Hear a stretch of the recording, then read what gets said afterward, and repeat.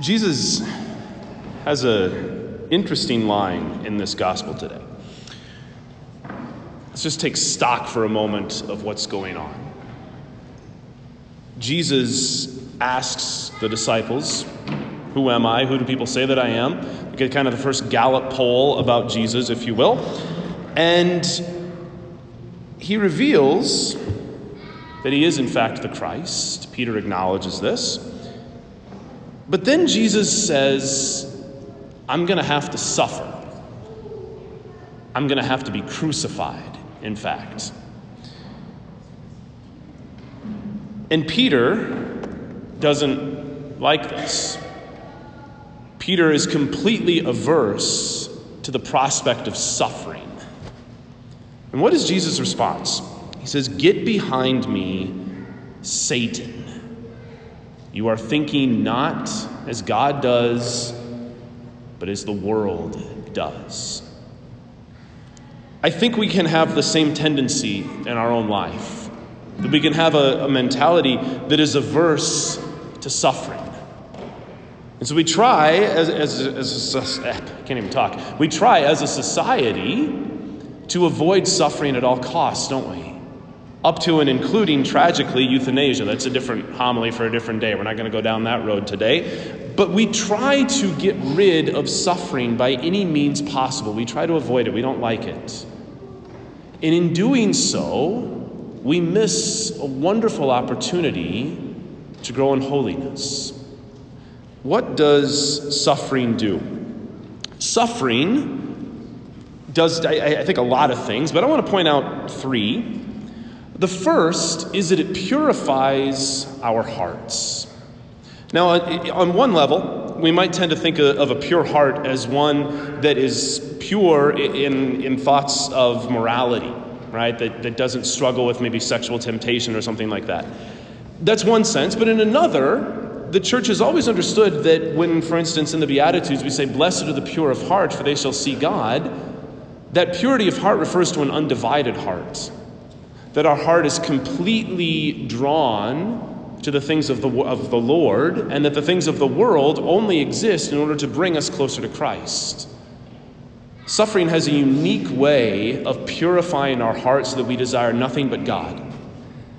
The second way that I would like to point out is that suffering strengthens the will against sin, against temptation. So often we are tempted to fall into serious sin. But when we suffer, and we suffer well, and we suffer rightly, it strengthens our will so that when those temptations arise, we are able to say, "No, I resist." Third, and finally, and I would say most importantly, suffering configures and conforms us to Christ. As I so often do, I'd like to share with you a quote from St. John Paul II. He wrote a letter known as Salvifici Doloris, which just means the salvific power, the salvific value of suffering. Here's what he said. "In the cross of Christ, not only is the redemption accomplished through suffering, but also human suffering itself has been redeemed." The cross of Christ, brothers and sisters, if we conform our suffering to it, if we unite our suffering to the cross, all of a sudden that suffering no longer seems pointless. It takes on a redemptive value. Because it's through that suffering that we grow closer to Jesus, and likewise our loved ones in turn grow closer to Jesus. So what's the point? Far from having the mentality of Peter, God bless Peter. I mean, he always seems to be a step behind a little bit. But far from having this mentality that we ought to avoid suffering at all cost, we should take the mentality of Jesus that whatever suffering comes our way, if it is in fact the will of God, leads ultimately to resurrection and leads ultimately to life. What was the fruit of the cross? Just think this through for a moment. What is the fruit of the cross? The fruit of the cross is resurrection and life. This is what Jesus knew that Peter didn't grasp. Now, should we go looking for suffering? No. Suffering will find each one of us. We don't have to look for it. It will find us in this life. But when it does, we must have no fear. For if we unite that suffering to Jesus, at the other side of it, at the other end, maybe even not in this life, maybe perhaps even in the life to come in heaven, but somewhere there is a resurrection. We must believe this.